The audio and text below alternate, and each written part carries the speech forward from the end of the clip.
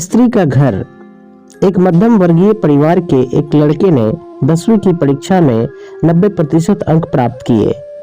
पिता ने मार्कशीट देखकर खुशी खुशी अपनी बीवी से कहा कि बना लीजिए मीठा खीर, स्कूल की परीक्षा में आपके लाडले को 90% अंक मिले हैं। माँ किचन से दौड़ती हुई आई और खुशी खुशी बोली, मुझे भी दिखाइए, मुझे भी मेरे लाल का रिजल्ट देखना है। इसी बीच लड़का फटाक से बोला, बाबा उसे रिजल्ट कहाँ दिखा रहे हैं, क्या वह पढ़ लिख सकती है, वो तो अनपढ़ है। अश्रुपूर्ण भरी आंखों को पल्लू से पोंछती हुई माँ खीर बनाने चली गई। ये सब पिता ने देखा और कहा, हाँ बेटा, तूने बिल्कुल सही कहा। जब हमारी शादी हुई तो 3 महीने के अंदर ही तुम्हारी माँ गर्भवती हो गई। मैंने सोचा शादी के बाद भी कहीं घूमने नहीं गए, एक दूसरे को ठीक से समझे भी नहीं, चलो इस बार अबॉर्शन करवा कर आगे चांस लेते हैं। लेकिन तुम्हारी माँ ने जोर देकर कहा, नहीं, घूमना फिरना और आपस में समझना, यह सब कुछ बाद में करेंगे। फिर तेरा जन्म हुआ, वो अनपढ़ थी ना। जब तू गर्भ में था तो उसे दूध बिल्कुल पसंद नहीं था। उसने तुझे स्वस्थ बनाने के लिए हर दिन 9 महीने तक दूध पिया, क्योंकि वो अनपढ़ थी ना।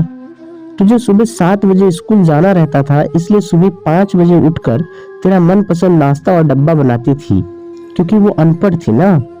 जब तुम रात में पढ़ते पढ़ते सो जाते थे तो वह आकर तुम्हारी कॉपी और किताब बस्ते में भरकर तुम्हें बिस्तर पर सुलाती थी और उसके बाद ही सोती थी, और रात में बार बार जागकर तुझे ओढ़नी से ढकती थी, क्योंकि वो अनपढ़ थी ना।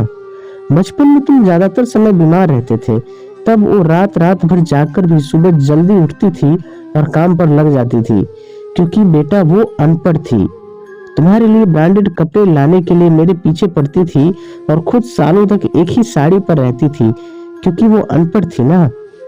ये सब सुनकर लड़का रोते रोते अपनी माँ से लिपटकर बोलता है, माँ, मुझे तो कागज पर 90% अंक मिले हैं, लेकिन आप मेरे जीवन को 100% बनाने वाली पहली शिक्षक हो।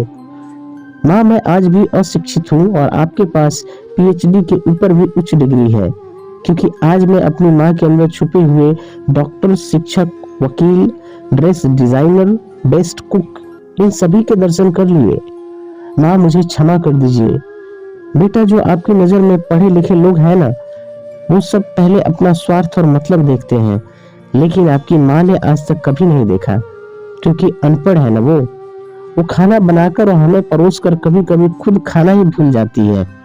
इसीलिए मैं गर्व से कहता हूँ, तुम्हारी माँ अनपढ़ है। दोस्तों, आपको यह कहानी कैसी लगी कमेंट में गुड या बैड लिखकर जरूर बताएं। साथ ही अगर चैनल पर नए हैं तो चैनल को सब्सक्राइब जरूर कर लें। वीडियो को अंत तक देखने के लिए आपका बहुत बहुत धन्यवाद।